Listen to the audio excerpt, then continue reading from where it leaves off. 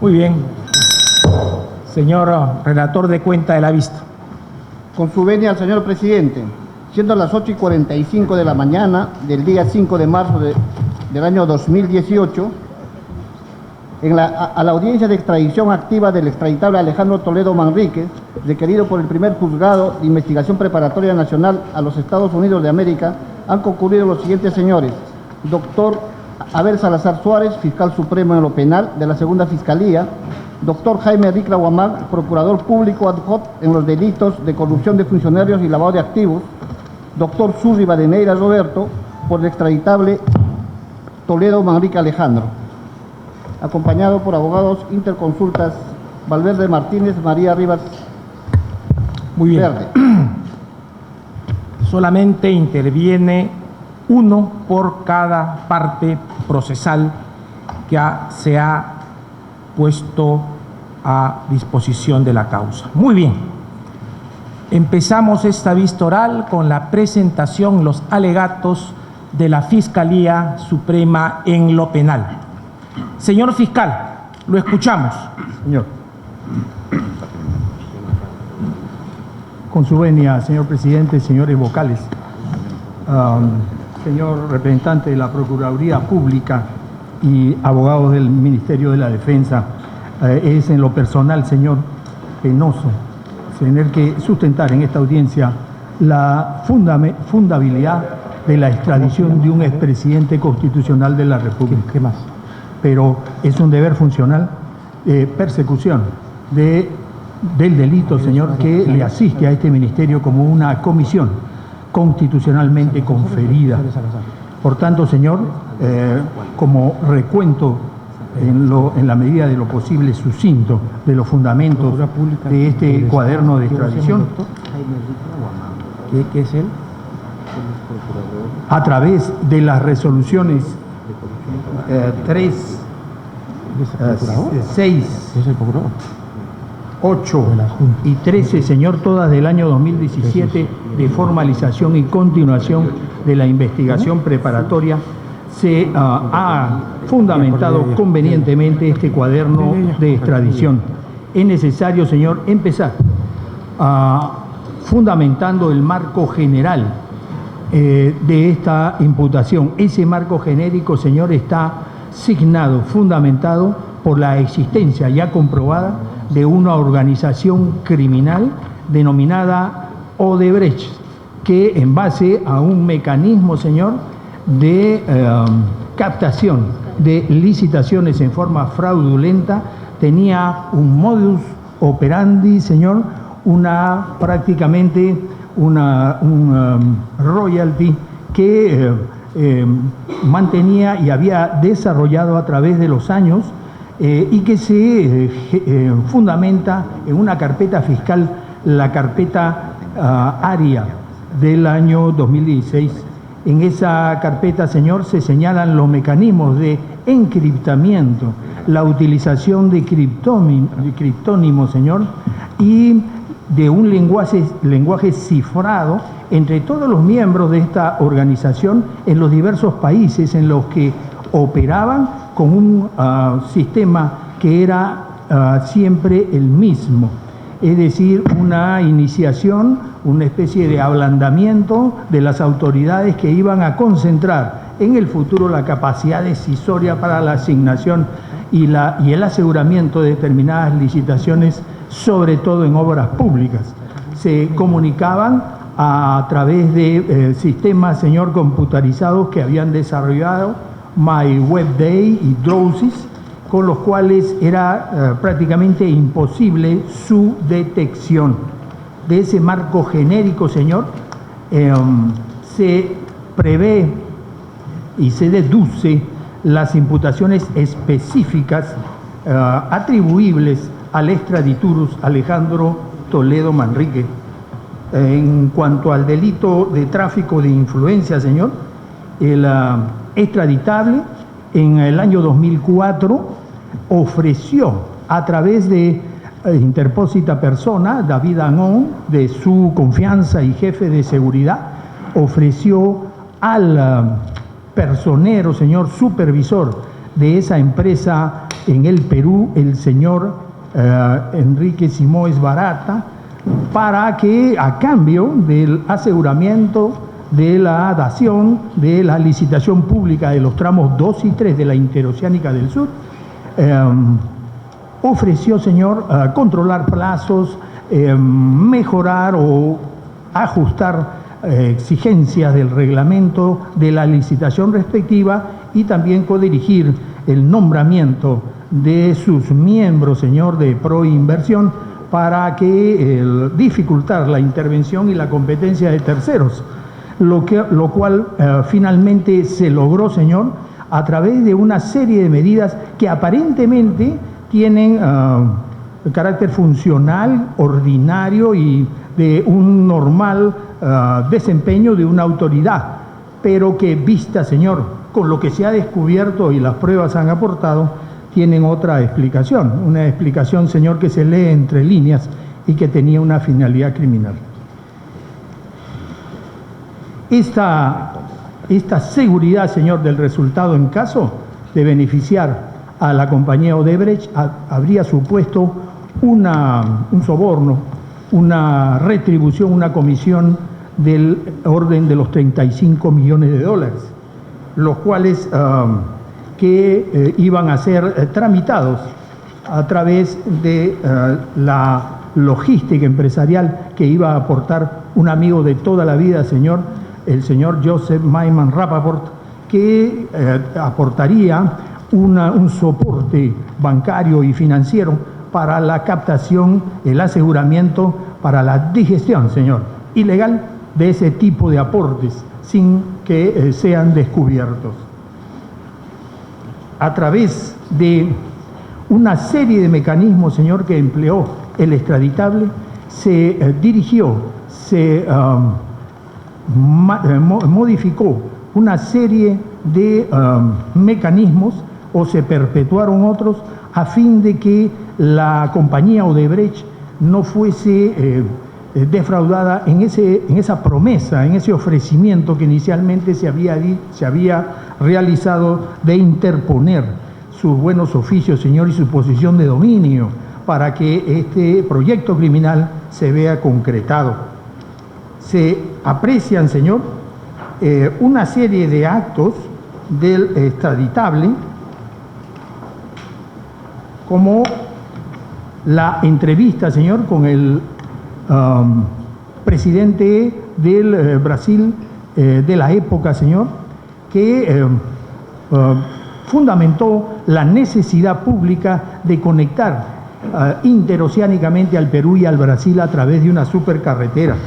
Se reportan, señor, actos como el nombramiento de los miembros de la comisión del Consejo Directivo de Proinversión para asegurar ese resultado a través de la resolución 15604 y la 044, señor, que nombra a los integrantes de esta comisión, los señores Sergio Bravo Orellana y Alberto Pasco Font Quevedo, miembros de número, señor, de esta comisión. Es decir, había y se demostraba a través de estos actos un vivo interés de la Presidencia de la República en la licitación, señor, y en la forma de encorsetar de tal manera que el único ganador fuera el postor Odebrecht. Es cierto, señor, que con posterioridad se produjo un disenso entre ambos, por cuanto la compañía que soborna no consideró los beneficios suficientes y solo le aportó 20 millones de dólares que le fueron recortados, señor, en una fecha posterior, que fueron objeto, como ya se verá más adelante, de un reclamo del extraditable. En la sesión 87, señor, de Proinversión del 22 de diciembre de 2004, se aprueba el plan de promoción de la inversión privada y mediante decreto supremo 022, señor, se le exoneró del SNIP por causales de necesidad y de utilidad pública. Este pacto criminal, señor, que supuso la reducción de una serie de exigencias, fue prácticamente, señor, un traje hecho a la medida. El expresidente constitucional de la República actuó prácticamente desastre, señor, y le hizo un traje que le quedó perfecto a la compañía Odebrecht para que se pusiera la apropiación de una licitación fuera del reglamento y fuera de los elementos de competitividad, señor, que nuestro sistema exige para transparentar los actos públicos que involucran inversiones de esa magnitud.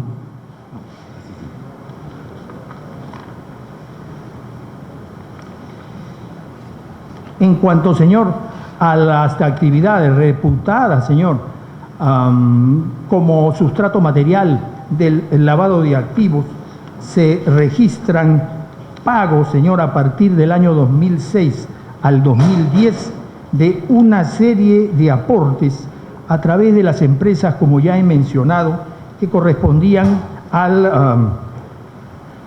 aspirante a colaborador eficaz Joseph Maiman Rappaport, las empresas TradeBridge, Warrery, Melhab Overseas Limited, que realizaron o recibieron, señor, actuaron como recipiendarias de esos aportes en actos de conversión, de acuerdo a los momentos, señor, y al desarrollo criminal de esa figura. Y con posterioridad, esas operaciones financieras fueron de tal complejidad que se ha podido detectar únicamente 9.626.010 dólares que constituyeron en el primer depósito, se descuenta del año 2006 los actos de conversión a los que me he referido y los posteriores, señor, actos de transferencia, de intercalación que son propios de estas actividades de blanqueo de dinero. El extraditable, señor, en todo momento desarrolló una actividad de dominio del hecho, manejando, señor, los aportes y sus transferencias, abriendo una serie de razones sociales en la República de Costa Rica. Estos hechos, señor, que suponen el sustrato material específico de las que sustentan las imputaciones contra el extraditurum, tienen su correlato normativo, señor, en los artículos 400 del Código Penal, tráfico de influencias, segunda parte, que fue en su oportunidad objeto de modificación por la ley 28355 del 6 de octubre del año 2004. Y los artículos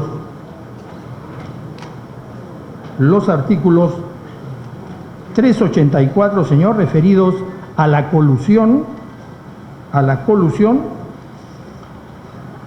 que también fue objeto de modificación mediante ley 26713 del 27 de diciembre del año 1996. Estas actividades, señor, de tráfico de influencias y de colusión tienen que verse como, en efecto, lo son una serie de continuidad de actos consumativos a partir del año 2004, señor, con las actividades ex post facto al resultado de la licitación y que supusieron la comisión de un delito de naturaleza común. En el caso, señor, de el tráfico de influencias, como inicialmente el delito de lavado de activos, como lo he mencionado, tiene su asiento normativo en el artículo primero de la ley 27765, ¿no?, por la fecha de su comisión, que obedece a una descripción típica prevista en el artículo primero en los actos de conversión y de transferencia de estos activos mal habidos, señor, a través de las empresas a las que he hecho referencia y en actos abiertos de conversión y transferencia y de dominio por parte del autor de estos hechos.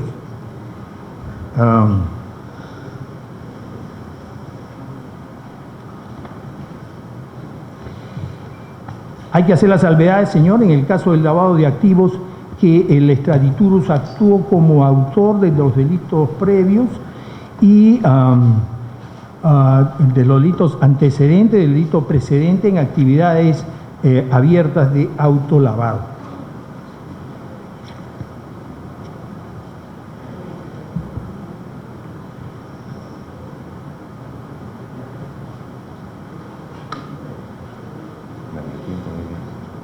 Es necesario también, señor, precisar que como parte de la actividad delictiva desplegada por el extraditable, también, señor, supo soslayar, supo sortear la condición de funcionario de alto control, llamado PEP. Y todos los controles previos, señor, o preventivos que se desarrolla a través del aparato público para la restricción, señor, para conjurar el tráfico ilegal de divisas, señor, y su captación, en este caso, mediante actos de corrupción. En el caso del lavado, del tráfico de influencia, señor, y de la colusión, el órgano fiscal, señor, a través de la resolución número 13 del 5 de junio del año 2017, ha determinado la alternatividad de ambas figuras, señor, que una solución que va corriente con el desarrollo y el desenvolvimiento del principal, conforme lo mencionó en su oportunidad, señor, el señor presidente de esta sala. El objeto penal pues es de creación y de realización progresiva, y conforme a eso los operadores van desarrollando una serie de actividades, señor, que van suponiendo las modificaciones propias del dinamismo de la investigación criminal. No está de más subrayar, señor, como bien lo ha posicionado la autora Laura Zúñiga Rodríguez, la complejidad de los delitos de organización que suponen para las autoridades, señor, investigatorias, para los pesquisas, un verdadero reto, un desafío, señor, porque el fenómeno criminal se muta, cambia, se metamorfosea, señor, y los operadores tienen que adaptarse a esos nuevos fenómenos de la criminalidad, sobre todo de la criminalidad funcionarial, señor, del más alto rango, que es lo penoso de este juicio principal, que trate sobre una persona que depositó, señor, la confianza ciudadana y que la traicionó. Ahora bien, señor, en la legislación peruana, esos son los preceptos que contienen la imputación central, la sustantividad, la fundabilidad de la acusación que sustenta en el principal el Ministerio Público. En el caso de la legislación extranjera, señor, en satisfacción del principio de doble incriminación, este ministerio, señor, ha recibido y se adjunta en formato PDF al cuaderno extradicional la legislación norteamericana que se homologa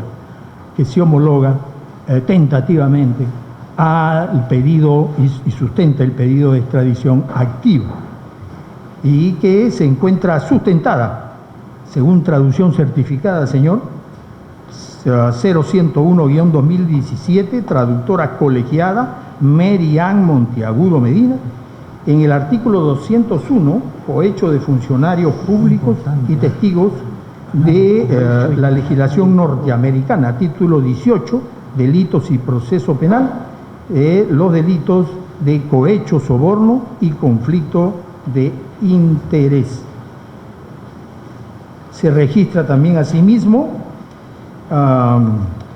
lo previsto en el artículo 1956 de título 18 del Código de los Estados Unidos, lavado de instrumentos monetarios, señor, cuyo desarrollo es amplio y tiene una serie de variables que hemos ubicado, señor, como de las más aproximadas de transacciones financieras ilegales. Y por último, señor, el segmento de la ley antimonopolios que se refiere a la asociación como consecuencia de la comisión de un delito grave. En el íter procesal, señor, se registran, como he mencionado en la introducción de esta exposición, una serie de resoluciones del año 2007 que ciertamente continúan y formalizan la investigación preparatoria ya iniciada, señor, tiempo atrás, con ocasión del descubrimiento de una serie de elementos incriminatorios que apuntaban como notitia criminis al extraditable, ¿no? Y que el Ministerio Público, como un deber funcional constitucionalmente conferido, ha recogido, señor, y ha desarrollado. Como corresponde, hay una fase que aparentemente es abierta y de dominio público. Hay otra que tiene que ser desocultada, señor, como decía Martin Heidegger. Hay hechos, señor, que tienen que ser desvelados y que corresponde, señor, en este caso y en este aspecto de la actividad persecutoria pública a los fiscales de la República. En cuanto a la prescripción, señor, se registran y se consignan los artículos 80 cuyo contenido, cuyo texto, señor, corresponden a un correlato de un elemento constitucionalmente consagrado, cual es el artículo 41 de la Constitución del Estado, que duplica los plazos de prescripción para los casos de afectación sensible del patrimonio del Estado, que corresponde al presente caso. El artículo 83, señor, sobre interrupción de la acción penal pública por las actuaciones del Ministerio Público. El artículo 339.1, que en sucesivas casaciones, señor, esta sala permanente ha desarrollado como de carácter suspensivo del plazo de prescripción. Y como ya he reseñado, los artículos 400, 384 y el artículo primero de la ley 27765, que demuestran, señor, que los plazos no han prosperado y que la acción penal en sus tres aspectos imputatorios se encuentra activa. Además, señor, es necesario señalar que la Sala Penal Nacional, a través de la resolución número 15 de abril del año próximo pasado, resolvió un petitorio, señor, sobre la eventual prescripción de una de las figuras. En todo caso, eso fue resuelto en el principal, señor, y causó estado. En cuanto al principio de imputación necesaria, señor, es imperioso señalar, señor, que de acuerdo a la fundabilidad teórica de personeros teóricos, señor, de este aspecto, como Montero Aroca, que ese sustrato material, ese requerimiento mínimo y necesario, concreto, que reduce y sintetiza y clarifica, transparenta la imputación central contra un justiciable, en este caso se ha satisfecho, señor, y con creces, porque se ha recabado un arsenal probatorio al que me voy a referir inmediatamente y que sustenta, señor, lo que se conoce como una causa probable, señor. Lamentablemente es así, hay una serie de elementos insoslayables, probatorios, que así lo sustentan y así lo apuntalan.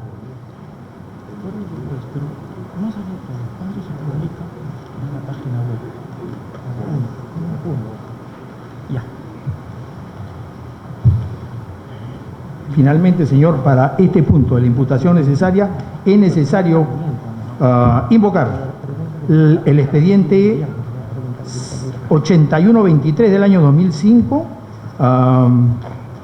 del Tribunal Constitucional que sentó las bases de este principio y que en este caso debe de reconocerse, señor, que es tal como el Tribunal Constitucional lo exige, y esta propia Sala Penal Permanente, señor, con el recurso de nulidad 956-2011 procedente de Ucayali, como que es una imputación cierta, no implícita, no vaga ni ambivalente, señor, clara y expresa.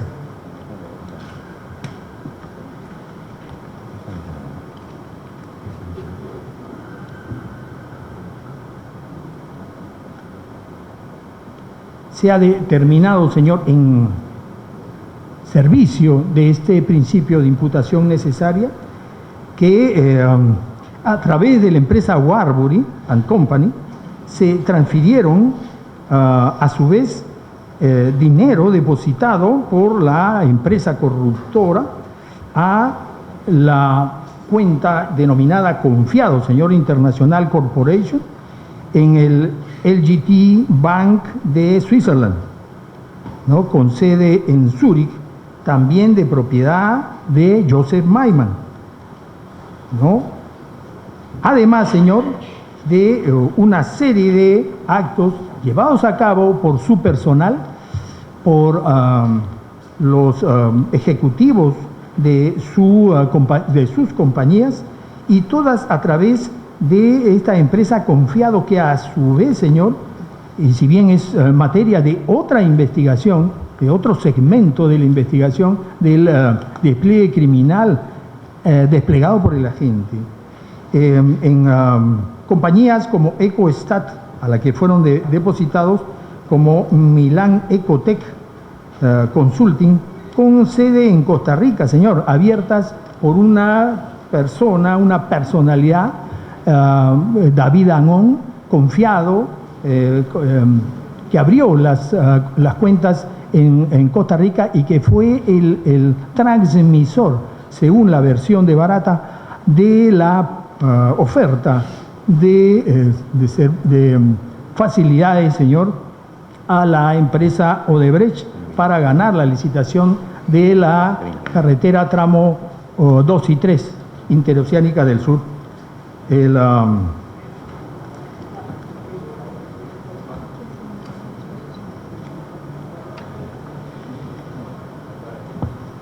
El inventario de pruebas, señor, ¿qué registra? Registra una primera fase con la declaración del aspirante a colaborador eficaz Jorge Enrique Simoes Barata, que como superintendente de Odebrecht decidió la participación en el año 2005 en la construcción de su compañía, de su representada, en esta licitación de los tramos 2 y 3 de la Interoceánica del Sur. Y el año 2004, señor, se encuentran en la localidad de Río de Janeiro, en el Hotel Marriott, no solo lo extraditable y este colaborador eficaz, sino el otro aspirante a colaborador eficaz, Joseph Maiman Rapaport, y los empleados de este señor, Gideon Weinstein y Xavi Silent, donde ya más o menos ajustan el proyecto criminal a 35 millones de dólares en caso, señor, de que Odebrecht se haga de la licitación como ganadora. Lo que finalmente ocurrió en base a las acciones ilegales desplegadas por el extraditable.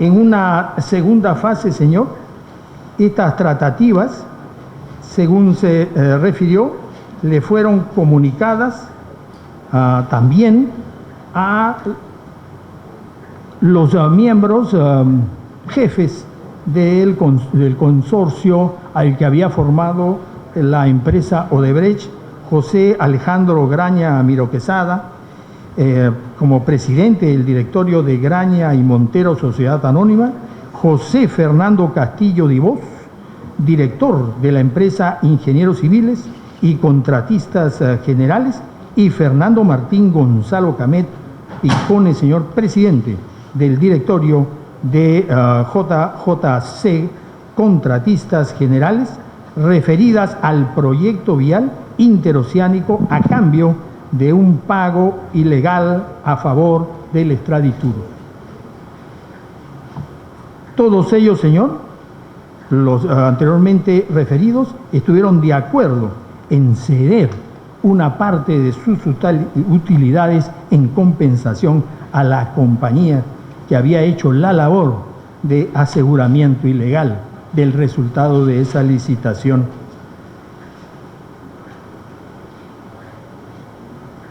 Incluso, señor, el año 2010, cuando cesan estos pagos, hay una cita, señor, en la urbanización Camacho, en el domicilio del extraditable, en el cual le reclama al aspirante a colaborador eficaz José Simoes Barata para que le terminase de pagar la diferencia, el diferencial de los 35 millones a los cuales se había comprometido.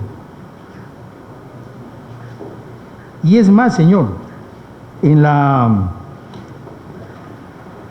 base documentaria que se adjunta también al cuaderno extradicional, obra en la división de operaciones estructuradas de la empresa Odebrecht, que atañe a pagos en cuentas offshore vinculadas a Joseph Maiman, aportadas por Odebrecht, ¿no es cierto?, al Ministerio Público y que corren en el Señor principal. fiscal, ya usted ampliamente ha expuesto el tema. Me parece que la última nota, Termino, porque señor. esto es materia de una extradición, tiene que ver, a su juicio, si están cumplidos todos los presupuestos que establece el tratado con Estados Unidos. Diga usted, por favor, muy Sí, señor, sucintamente, sucintamente, si sí, fuera un par tan de amable. minutos para que me concrete el punto. Gracias. Muy agradecido, señor. Señor, para terminar con este punto de los aportes, hay también, señor, la colaboración, los aportes, también, no solo la declaración, sino también los aportes documentales, señor, del otro aspirante a colaborador eficaz, Joseph Maiman Rapaport, que ha hecho y ha alcanzado a la Fiscalía también acta, señor, de junta en la que se registran justamente estos acuerdos en los cuales él iba a cobrar incluso solo por el movimiento de dinero y el aporte de su logística bancaria y financiera, un 2.1%, señor, del monto transferido. Todos estos elementos están reseñados y certificados, señor, en el cuaderno y son sustento probatorio, un inventario generoso de la realidad del ilícito, señor, y de la fundabilidad, como dije al comienzo, de este pedido extradicional. Por lo que este ministerio termina, señor, esta intervención requiriendo a la sala, señor, que se declare procedente la extradición contra Alejandro Toledo Manrique en base a los artículos 518 y siguientes del Código Procesal Penal, modificado por el Decreto Legislativo 1281 y por el Decreto Supremo 016, señor, del año 2006, publicado en el Peruano, que reglamenta el pedido extradicional, señor, en sus detalles, y el tratado de extradición suscrito en el año 2001 entre la República del Perú y los Estados Unidos de Norteamérica, estado requerido en este caso, señor. Y en el artículo 55 de la Constitución del Estado, que regula, señor, la forma y suscripción de los tratados internacionales que ha suscrito el Perú con los Estados Unidos, entre otros con los Estados Unidos de Norteamérica. Muy agradecido, señor, y me disculpo si me he excedido en el término. Gracias. Corresponde el turno a la Procuraduría Pública del Estado. Muchas gracias, señor presidente. Señor presidente, señores miembros de la sala, conforme lo establece el artículo 508 del Código Procesal Penal, las relaciones de las autoridades peruanas con las extranjeras se rigen por los tratados internacionales. Por tanto, existiendo tratado internacional suscrito con Estados Unidos, son sus reglas las que rigen el tratamiento extradicional que nos ha convocado esta mañana.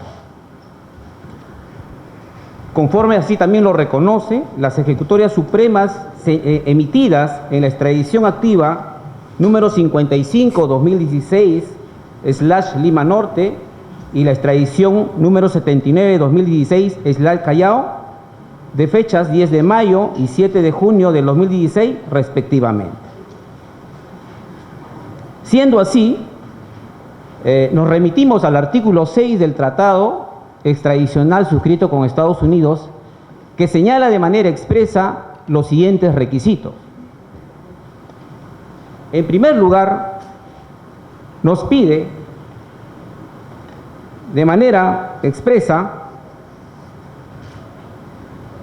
que a la solicitud de extradición debemos acompañar la ubicación física o la información y documentación de la ubicación física, así como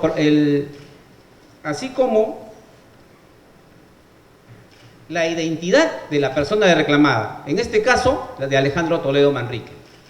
Es así que en el cuaderno de extradición, si nos vamos a folios 1717, 1718 y 1721, tenemos que se prueba la ubicación y paradero del señor Toledo, así como su identificación. Luego, tenemos que acompañar los textos de las disposiciones legales por las cuales, o por los delitos que se le imputa en nuestro país. Los mismos que también corren a fojas 1913 a 1920, con lo relacionado a nuestro Estado.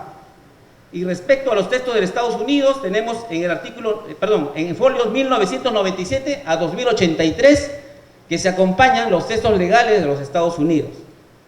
Asimismo, tenemos el documento de imputación, que son las disposiciones fiscales números 6, 8 y 11, que obran a fojas 1740 a 1763, 1764 a 1780 y 1781 a 1783 del cuaderno extradicional formado por el primer juzgado de investigación preparatoria nacional. Asimismo, respecto a la doble incriminación, tenemos que los mismos se acompañan, los textos legales, a fojas 1913 a 1920, 1997 y 2083. Y que la acción penal ni la pena ha prescrito. Dicha información y documentación obra a fojas 1921 a 1926. Con lo cual, señores magistrados, tenemos de que el cuaderno de extradición formulado por el primer juzgado de investigación preparatoria nacional cumple con todos los requisitos que exige el tratado de extradición, razones por las cuales la Procuraduría solicita que se declare procedente el pedido extradicional del señor Alejandro Toledo Manrique. Gracias, señor presidente. Corresponde el turno a la defensa que se ha constituido, se ha personado en autos. Señor abogado, tiene usted el uso de la palabra. Señor presidente, señores magistrados de esta Sala Suprema, señor representante del Ministerio Público, de la Procuraduría y señores asistentes. Yo quisiera empezar esta defensa y este alegato preguntando si Alejandro Toledo Manrique es un sujeto de derecho en el Perú. Yo quiero preguntar si Alejandro Toledo tiene derecho a la presunción de inocencia, si tiene derecho a un debido proceso, si tiene derecho a la doble instancia, porque hasta el día de hoy, mi patrocinado, la justicia, le ha cerrado las puertas. He escuchado el extenso relato del señor representante del Ministerio Público, 34 minutos, y inicia diciendo que tiene pena de este proceso, que es penoso. Yo no sé si es penoso porque no tiene argumentos jurídicos para sustentar su pedido de extradición, porque lo que ha relatado es un drama, es una hipótesis fiscal. Pero no nos ha hablado del juicio de tipicidad, por ejemplo. Yo pensé que hoy día nos iba a decir, por ejemplo, por qué Alejandro Toledo es sujeto activo del delito de colusión. O me iba a justificar por qué el delito de tráfico de influencias, que tiene como bien jurídico protegido el buen funcionamiento de la Administración de Justicia, de la Administración Pública, hoy se convierte en un delito contra el patrimonio del Estado por una interpretación antojadiza de una sala superior de la Sala Nacional, y nos dice que el delito de tráfico de influencias es contra el patrimonio, cuando existen casaciones, plenarios que establecen claramente que no es así. Yo pensé que de eso iba a hablar el señor representante del órgano persecutor. Y es que a Alejandro Toledo le han negado derechos. No lo han interrogado. A Alejandro Toledo le abrieron investigación preparatoria el 3 de febrero del año 2017. En la madrugada del día 4 allanaron su vivienda, ingresaron con cámaras de televisión y difundieron imágenes al mundo entero de la intimidad del hogar de una persona que era un simple procesado investigado. Y cuando pedimos cuentas a la Fiscalía nos dicen, no, es que la policía entró y han filtrado. Ah, qué cómodo, qué fácil. Y sin embargo, cuando se presente el pedido de prisión preventiva, en ese acto se le notifica al señor Toledo. Antes no se le pidió declarar. No se le permitió decir su versión, descargar, a pesar que hoy tomamos conocimiento que esa colaboración eficaz es de noviembre del año 2016. No era reciente. Noviembre, la colaboración del señor Jorge Enrique Simoes Barata es de noviembre del año 2016. Es decir, 2 meses la tuvo el fiscal guardada. Supongo que la habrá corroborado. Y hoy estamos en un proceso de extradición donde quien pide, desde nuestro punto de vista, es un juez incompetente. Es un juez incompetente porque nosotros hemos planteado una declinatoria de competencia. ¿Y por qué hemos planteado una declinatoria de competencia? Porque resulta que los jueces de la Sala Penal Nacional no quieren acatar una resolución administrativa emitida por la Corte Suprema, donde le ordena que los procesos conexos a los delitos de corrupción de funcionarios pasen al sistema nacional. Es decir, el Estado de Derecho lo violan los magistrados porque no acatan una ley. Porque las resoluciones administrativas para cualquier ciudadano se tienen que cumplir. Pero los señores dicen que hacen control difuso y constitucionalidad. Es decir, tienen una orden superior que les ordena y ellos dicen que hacen control difuso y constitucionalidad, cuando esa es una facultad Señor para abogado, otras cosas. ¿Esa solicitud de declinatoria aparece en el usted la ha presentado o está en el cuaderno? Sí, señor magistrado. El expediente de declinatoria de competencia es el 016-2017, cuaderno 87. En este cuaderno, pues nosotros no vamos a saber que hay otros cuadernos. ¿Aparece algún documento en este cuaderno, señor abogado? Sí, señor magistrado. ¿A qué folio está, si usted puede decirnos, ese cuestionamiento al principio del juez legal? ¿Y esa solicitud ha sido resuelta o no, señor abogado? Ha sido resuelta en primera instancia. Tiene recurso de apelación que no ha sido todavía resuelto, no hay vista de la causa.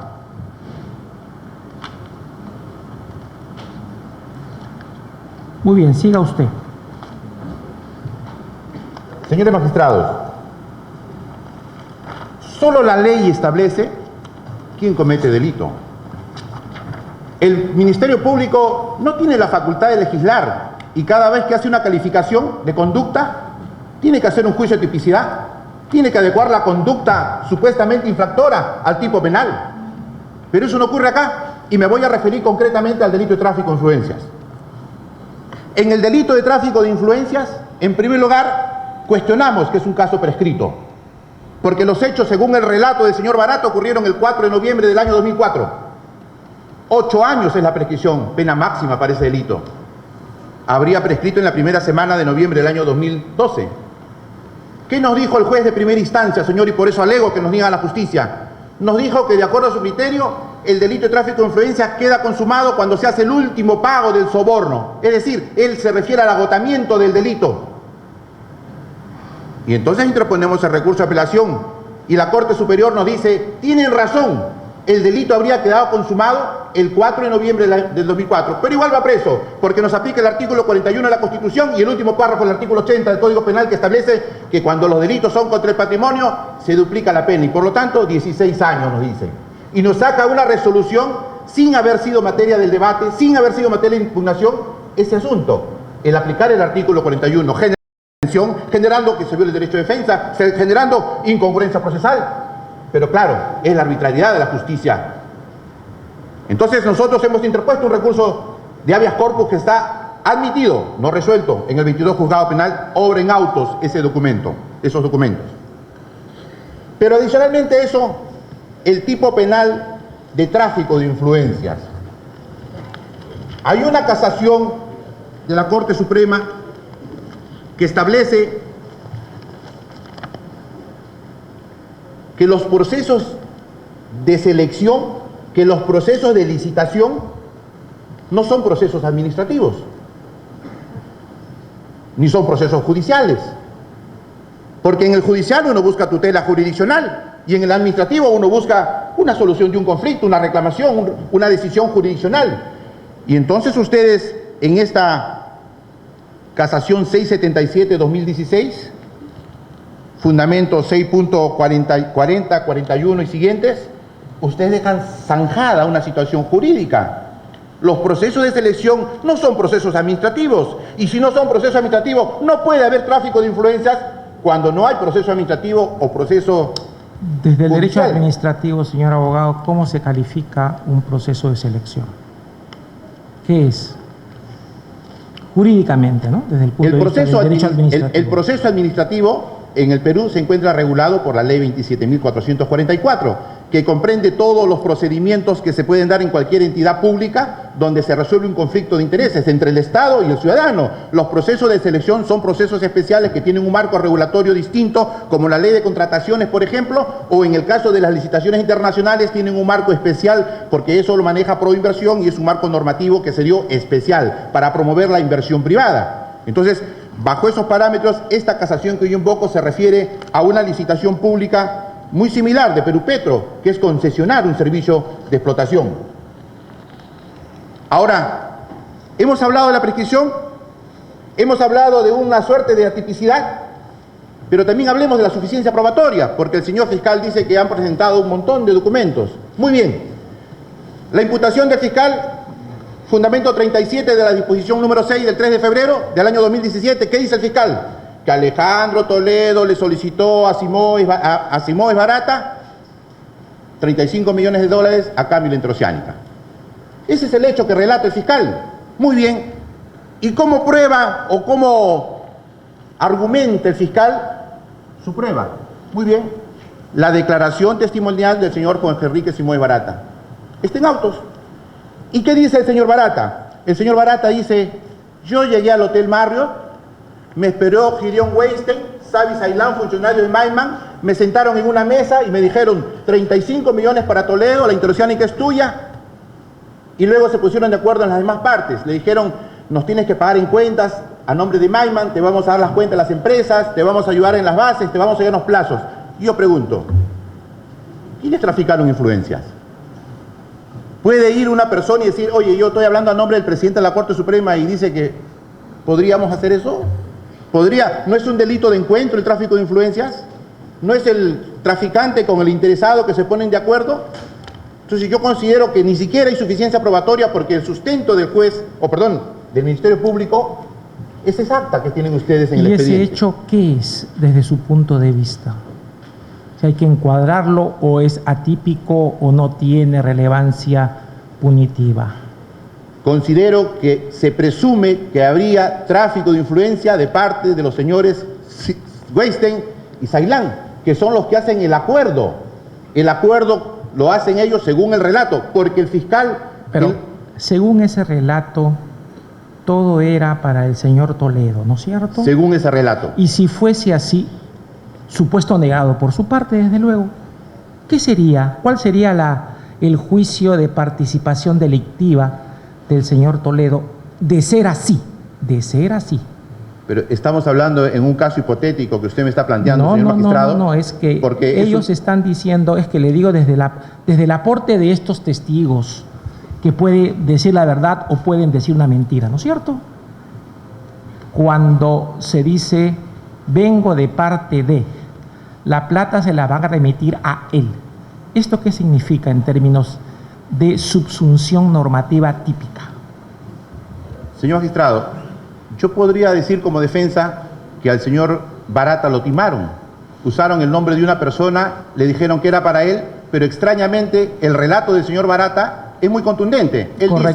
Él dice, a mí me intersecta el señor Avidanón en Palacio y me dice, oye, ¿sabes qué? Yo soy fulano y tal, señor de Israel, ex empleado de Maiman. Luego lo reciben los dos empleados de Maiman y le hablan del negocio, del acuerdo ilícito, del pacto criminal, como dice el Ministerio Público. Y luego le dicen que la plata la mande a las cuentas de Maiman y se va a las cuentas de Maiman.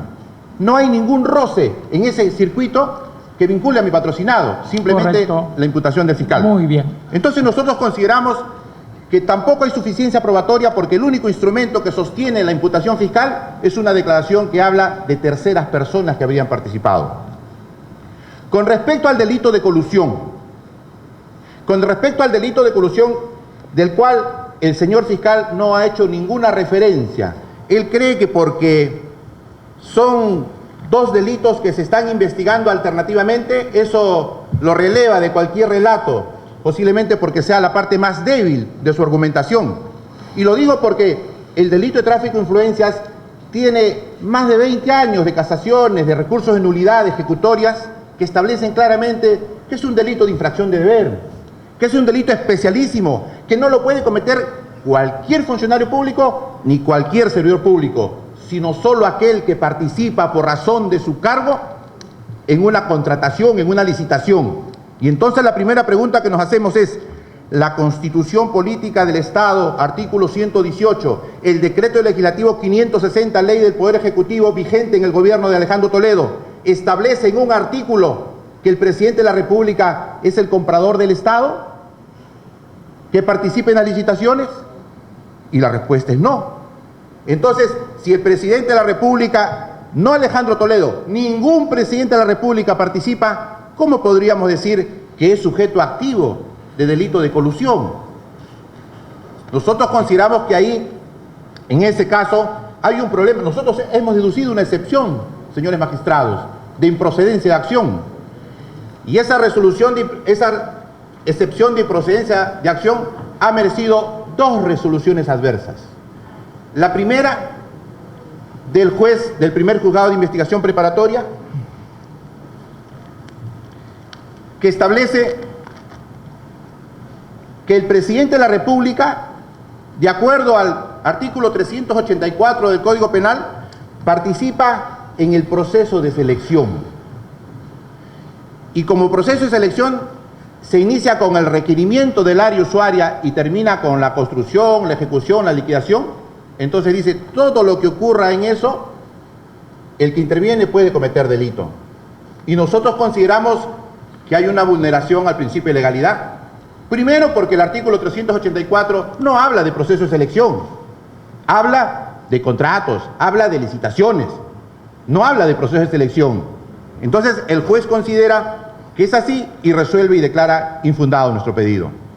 Interponemos recurso de apelación y la primera sala penal nacional nos dice que confirme el auto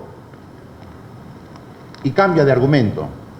La sala dice, el presidente de la República es el más alto funcionario de la nación, cita el artículo constitucional. Después se va al artículo 425 del Código Penal, dice, todos los que trabajan para el Estado son funcionarios públicos. Y concluye, por lo tanto, es sujeto activo de delito de colusión. Ese es un razonamiento que no resiste análisis. Nosotros consideramos que es un razonamiento arbitrario, que esa es una motivación aparente, que está aplicando indebidamente una norma. Pero esta fue la decisión de la Corte. Ese proceso está con un recurso de casación en etapa de calificación. No ha sido todavía calificado por la primera sala. ¿Qué sala está esa causa, señor abogado? Señor presidente, nosotros estamos abonados en la primera sala. Todo va a la primera sala. ¿Qué señor primera presidente. sala? ¿Cuál? La primera sala penal nacional. Ya. Usted no dice que hay dos decisiones en contra. Yo creía que era una de primera instancia y otra de segunda instancia, ¿o me equivoco? Sí, está en calificación en la primera sala del recurso de casación. Ya se ha interpuesto casación y aún no ha decidido concederlo o elevarlo esa sala de apelaciones, ¿correcto? Sí, para señor. entender. Ya, muy bien, señor abogado. Siga usted.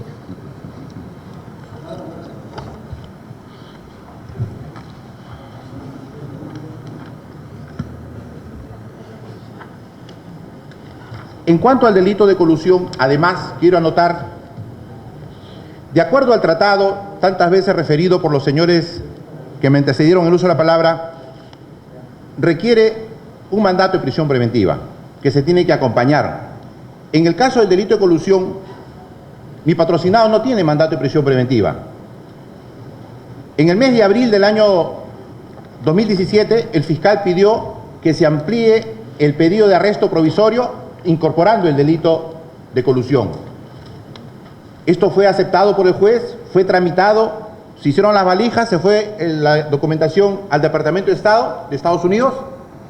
Nosotros interpusimos un recurso de apelación y la sala revocó, anuló la decisión, porque le dijo al juez que no podía pedir el arresto provisorio cuando no existía un mandato de prisión preventiva y que si el fiscal quería que se haga este trámite, tenía simplemente que subsanar, ¿no? Hacer de repente el requerimiento, ir al debate. Y nosotros fundamentamos la apelación porque la prisión preventiva se otorga por graves y fundados elementos de cognición, entre otras razones. Y no podemos decir, de acuerdo al criterio del juez, cuando se da prisión por un delito, si luego te amplían 4 o 5 delitos, igual, para todos vale, dice el juez.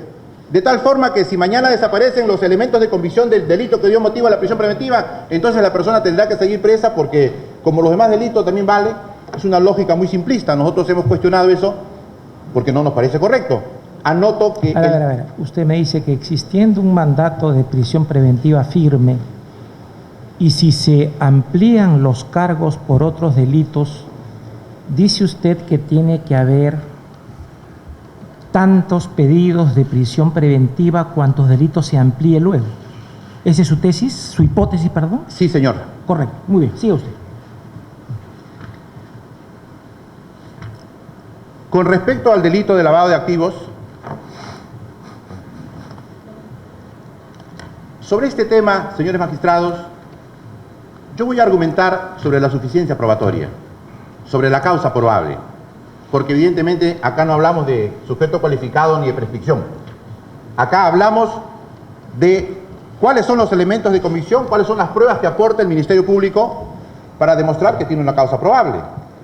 Y lo que tiene el Ministerio Público y que obra en autos son 2 declaraciones de aspirantes a colaboradores que no han sido corroboradas, porque no acompaña documentos que corroboren. Y el artículo 158, numeral 2 del Código Procesal Penal establece que se utiliza los documentos y las testimoniales de los aspirantes a colaboradores cuando han sido corroboradas. Y eso no obra en autos, solamente están las declaraciones. Sin embargo, muy sutilmente, el Ministerio Público y el juzgado, el primer juzgado de investigación, al momento de llenar la solicitud que tienen ustedes en su poder, consigna que se ha corroborado. ¿Y por qué consigna que se ha corroborado? Porque en el caso del señor Joseph Maiman, sus declaraciones del 27 de febrero y del 5 de septiembre obran autos. Y el señor Maiman se compromete a entregar unos documentos. Porque es lógico, ¿no? Le dicen, usted tiene que entregar algunos documentos que más o menos sustente su declaración. Y el señor se compromete a entregar una serie de documentos. que los ha ido entregando poco a poco. Reportes de bancos, estado de cuenta, y que nosotros entendemos que ese acervo documentario más la declaración es lo que el fiscal tiene que corroborar. Y corrobora cuando le envía el sistema financiero y le dice, oiga, quiero saber si esto es correcto, porque no puede basarse en fotocopias simples, legalizadas, ni apostilladas. Eso no ha hecho el Ministerio Público. El Ministerio Público ha claudicado en su función de investigar y de corroborar y le ha delegado al abogado del señor José Maiman que él presente los documentos para ir corroborando poco a poco lo que dice su patrocinado. Nosotros consideramos que hay una vulneración al debido proceso en esa etapa. Y obren autos, folios 322, 332, 495, 500, 525, 527, 528, 529 y 538 están los documentos presentados por la defensa de José Maiman, donde acompaña fotocopias, documentos legalizados, apostillados, y luego acopian el gorrito que dice que la versión de Maiman está corroborada. Nosotros creemos que no. Ahora, el señor Maiman ha presentado, como está de moda en el Perú la agenda, entonces ha presentado una parte de su agenda, dice, para ser convincente que él tenía planificado el encuentro del 4 de noviembre del año 2004 en el Hotel Marriott. Y la verdad... ¿Usted niega ese encuentro allí en Marriott, en Sao Paulo, creo que es, ¿no? ¿Niega usted ese encuentro? Señor magistrado, le pregunto. No me corresponde a mí negar o afirmar. No, pues... Mi patrocinado no ha declarado en este proceso, señor. Está bien, pues, pero el dato incriminatorio, el relato de hechos incide en esa supuesta reunión. Espérese, pues, en esta supuesta reunión. Le pregunto a usted, desde la perspectiva de la defensa, ¿cuestiona usted esa reunión? ¿Nunca se llevó a cabo? ¿O eso es absolutamente irrelevante y no le corresponde a usted decir nada al respecto? Señor magistrado, el presidente Alejandro Toledo asistió al encuentro de presidentes de la Cumbre de Río. Eso es un hecho probado. Él estuvo el 3, 4 y 5 de noviembre del año 2004 en ese evento de presidentes. Pero el presidente Toledo participa en el evento protocolar. Ya sé. Pero respecto a esa reunión que se le atribuye con el señor Barata y esa conversación, mi patrocinado ha negado los cargos. Correcto, eso es suficiente. Ahora, muy bien. Sin embargo, ¿por qué yo hago hincapié en esta reunión? Porque el señor Maiman contradice al señor Barata. Entonces, cuando las pruebas se basan en dos aspirantes a colaboradores y nada más, a veces hablamos ya de una prueba sospechosa. Van acomodando sus versiones y de alguna manera esto no ha sido corroborado. El señor Barata dice: yo llegué al Hotel Marriott, hablé con Xavi Sailán, Gideon Weinstein y me plantearon el trato. Y el fiscal le dice: pero ¿por qué no habló con Toledo si Toledo estaba en la suite? Y Barata dice: no, es que él estaba al fondo y yo supongo que él sabe pues lo que estábamos hablando, hay que contextualizar, dice el señor Barata. Pero ese es su relato, que él habló con esos señores. El señor Maiman viene el 27 de febrero y ratifica el 5 de septiembre, ¿y qué dice? Él dice: así no fue. Yo hablé con Barata, dice, y saca a sus dos empleados. Yo hablé con Barata, él me propuso que iban a llegar las donaciones y yo le acepté. Hay una diferencia sustancial, hay una conveniencia de dos aspirantes a colaboradores que en lo fáctico se contradicen diametralmente. Y sin embargo, el Ministerio Público dice que tiene un arsenal de pruebas que sustentan su hipótesis. Y nosotros creemos que ese arsenal, pues no lo es tal, porque nosotros no encontramos suficiencia probatoria que sustente la hipótesis y la incriminación. Porque finalmente, y me sacó usted de la agenda, señor presidente, y me olvidé, y ahora vuelvo a la agenda. Y la agenda que acompaña al señor Maiman. A mí me hubiese gustado, señor, que el fiscal le diga: dame el original, para hacer un peritaje y determinar la antigüedad de las escrituras, ¿no? Eso es interesante, eso es una prueba. No una fotocopia legalizada, por favor, que no sirve para nada. Y sin embargo lo consignan ahí como una prueba fuerte, ¿no? Uy, la agenda de Maiman. Una fotocopia que no tiene ningún valor, que no debería estar. Y respecto a los elementos de convicción que aportan los señores de la Fiscalía, tenemos 33 documentos, los 33 últimos, que corresponden al expediente Coteva. Y lo acompañan como un elemento de prueba, porque así consignan elemento de prueba, elemento de convicción de su investigación. Y yo digo, acá se investiga la corrupción que habría pagado Maiman. En Ecoteva se investiga las compras de bienes. El caso Ecoteva está pendiente de acusación fiscal desde el mes de septiembre del año 2017. El fiscal estaba esperando el acuerdo casacional, el plenario casacional sobre el lavado de activos. Salió en octubre, pero el fiscal sigue esperando no sabemos qué. Evidentemente no tiene un caso cerrado y por eso no acusa. Y entonces ese acervo documentario, que no sé si es prueba trasladada, porque la prueba trasladada tiene que ir al proceso, no a este incidente, lo están acopiando para corroborar, para mostrar que ellos tienen algún grado de razón o de razonabilidad en sus investigaciones. Y nosotros consideramos que esos documentos son impertinentes, porque no son una prueba trasladada que cumple con lo que establece el Tribunal Constitucional en su momento, pero que era para el Código de Procedimientos Penales, pero que también lo establece la Ley 30.077. ¿Cuáles son los supuestos jurídicos en que se puede trasladar documentos? Ni siquiera hay una sentencia firme para decir voy a sacar estos documentos de un proceso que tiene una sentencia firme. Es un proceso que está en etapa de investigación y sin embargo lo aportan como un elemento de convicción. Nosotros consideramos que esos documentos no tienen sentido, carecen de valor.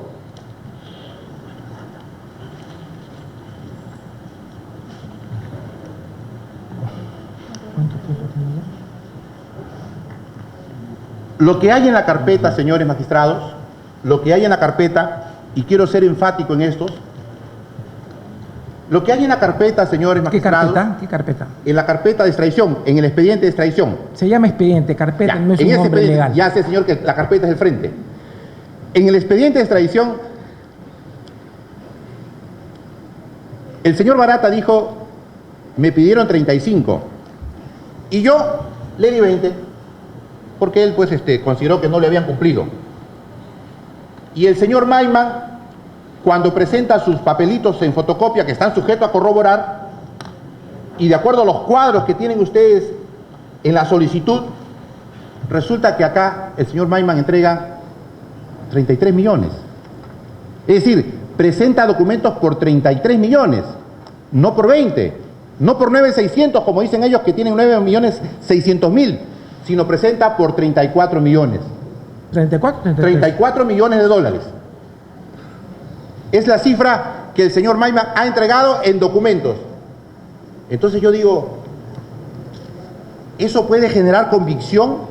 Eso genera confusión. El trabajo del Ministerio Público tiene que investigar, tiene que pedir el levantamiento del secreto de las comunicaciones de las tres empresas, Trelby, Merja y Warburg, para saber qué movimiento han tenido y de pronto descubran que el señor Maiman también ha recibido de otras licitaciones del Estado, de repente la IRSA Nor, de Olmos. ¿Y por qué no? Pero entonces nosotros no entendemos cómo puede decir que hay pruebas suficientes cuando lo que hay es pruebas suficientes de que el señor Maiman ha manejado las cuentas. Porque al señor Maiman le encuentran que el primer depósito de Trelby le deposita el 23 de junio del año 2006, $750.000 a la empresa Trelby. Y ese dinero lo rastrean y encuentran que él lo envía a su empresa Merja, a Israel.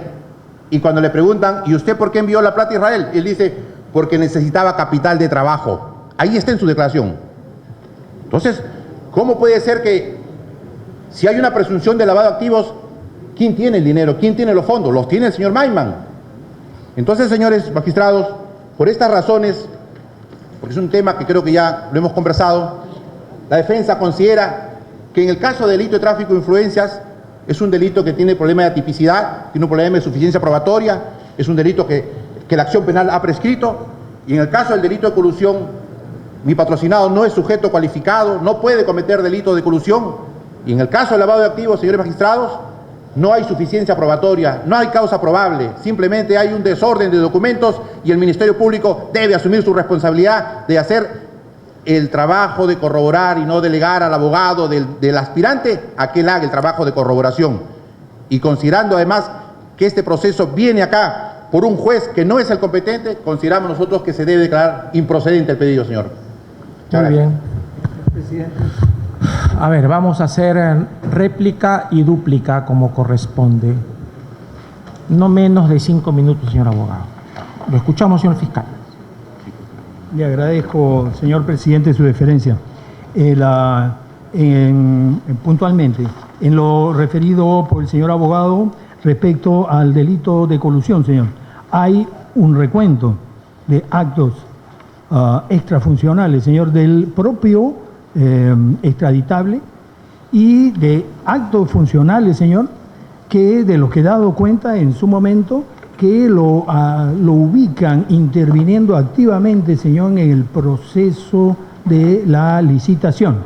La interpretación de los elementos objetivos normativo del tipo, señor, es un ejercicio hermenéutico que efectivamente genera discusión.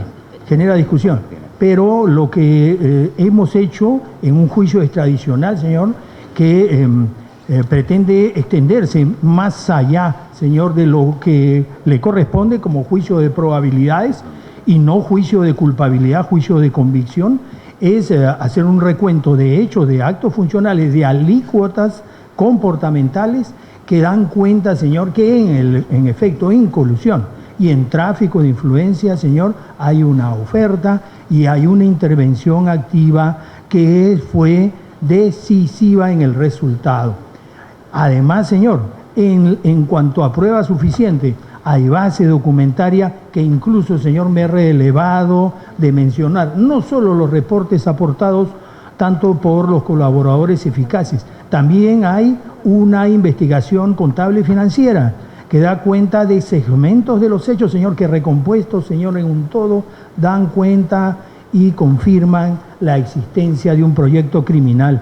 Y finalmente, señor, hay aportes incluso adicionales de Camargo Correa, que hacen mención que las cuentas que manejaba, a las que se depositaba, cuenta madre, recibió también aportes hasta de 27 millones de dólares. Defensa sostiene que en los documentos que reflejan el flujo de cuentas existe una cantidad de 34 millones de dólares americanos y que en el caso concreto es mucho menor. ¿Cómo explica usted esas diferencias si existieran? Señor, es actividad probatoria que está en ciernes y en pleno progreso en el principal. No corresponde entrar en precisiones de ese tipo, señor, en un juicio extradicional. El juicio extradicional tiene una trayectoria histórica, señor, desde la época de Ramsés II, que es el tratado más antiguo que se registra, pero que es básicamente una institución francesa, con la convención en 1791, y que se requiere, señor, juicio de probabilidades. Eso es lo que esta fiscalía trata de demostrar. El señor abogado aduce orfandad de pruebas, señor, con todo este recuento que hay, del que ha dado cuenta incluso profusamente la prensa, al punto de haber sido recompuesta, señor, detalle por Correcto. detalle. La Sí, señor. prescripción que alega la defensa del delito de tráfico de influencias.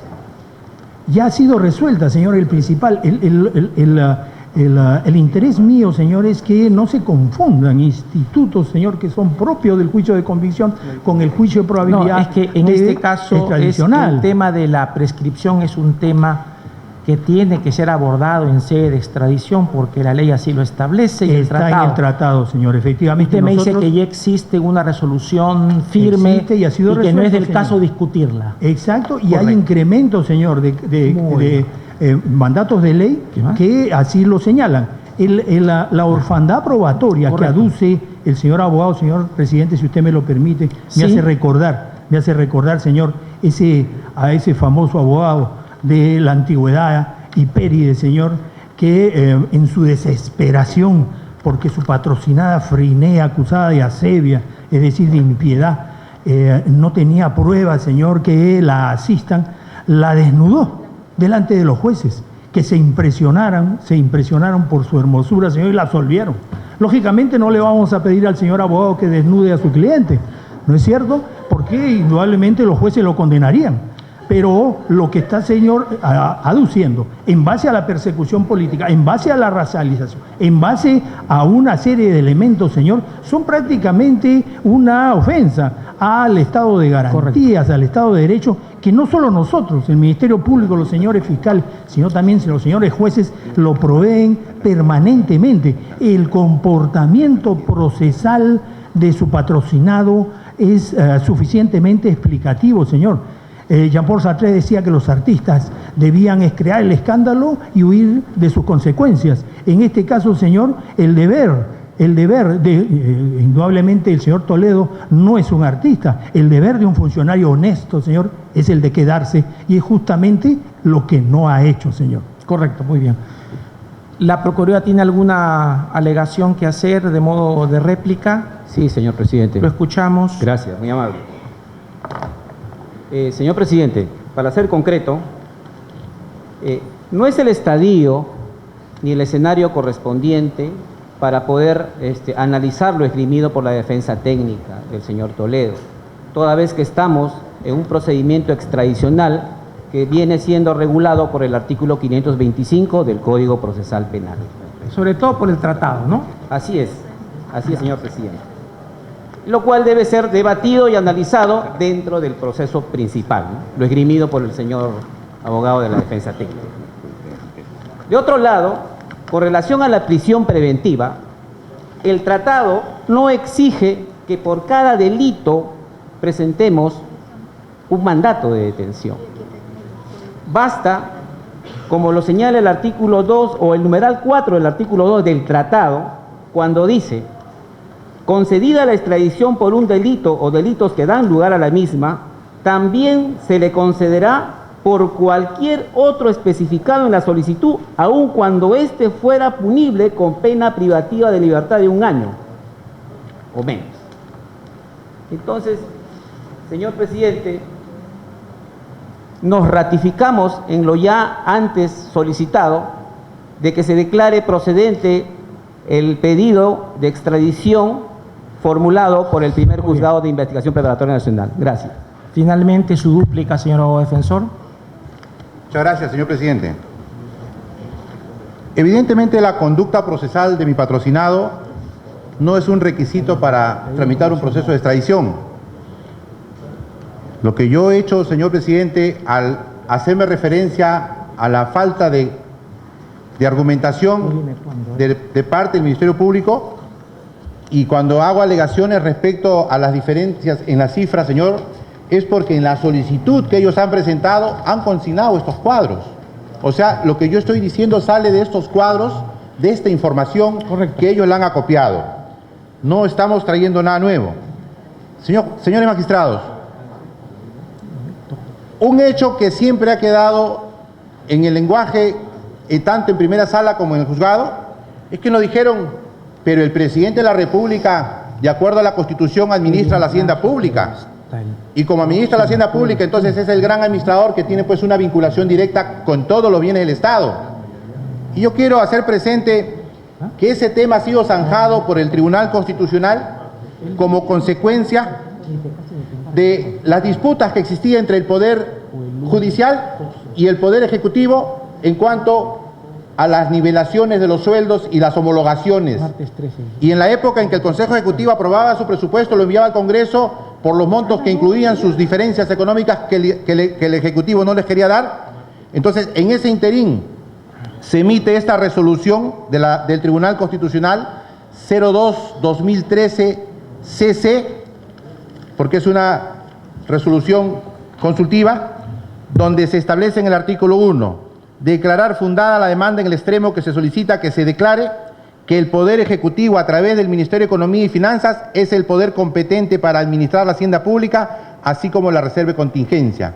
Es decir, cualquier duda sobre que el presidente es el gran administrador del Estado queda resuelto con esto, porque aquí se establece que es el Ministerio de Economía el que administra la hacienda pública a través del aspecto estrictamente presupuestal. presidente no tiene nada que decir. Eso es lo que le pregunto. Fíjese usted, en nuestro sistema constitucional presidencialista, usted me está diciendo que el Ministerio de Economía es el único y el presidente nada. Y eso es lo que me preocupa en términos del rol del presidente, como también el rol de cada jefe superior de cada institución pública en relación a delitos como colusión, etcétera, los alcaldes. Eso es lo que me preocupa y cómo usted plantea el tema dogmático sobre sujeto activo y relación funcionarial. Señor presidente, el presidente de la República es el jefe de Estado que tiene la facultad constitucional de designar a sus ministros, a propuesta del presidente del Consejo de Ministros. La estructura de funcionamiento del Estado es que cada titular de pliego, cada ministro, es responsable de la gestión de los servicios públicos, de las contrataciones, cada titular de pliego. Lo mismo ocurre con los gobiernos locales, con los gobiernos regionales y con los organismos constitucionalmente autónomos y con los poderes del Estado. El presidente de la República ni siquiera es titular del pliego de Palacio de Gobierno, porque de acuerdo al decreto legislativo 560, el titular del presupuesto de Palacio de Gobierno es la presidencia del Consejo de Ministros. Luego no puede cometer ningún delito funcionarial de carácter en los ámbitos funcionales como peculado, concusión. ¿Es así? Los delitos sí, claro, que requiere sujeto cualificado. Sí. En este caso no, señor presidente. Correcto. Muy bien. Muchas gracias, señor presidente. ¿Algo más? Muy bien. Vista la causa, queda el voto. Este Supremo Tribunal expedirá la resolución de extradición, resolución consultiva, este día martes 13, la próxima semana, a las 13 horas, que será publicada esta resolución en la página web del Poder Judicial. Repito, el martes 13 de marzo se dictará y se publicará la sentencia consultiva en la página web del Poder Judicial. Ha culminado la audiencia.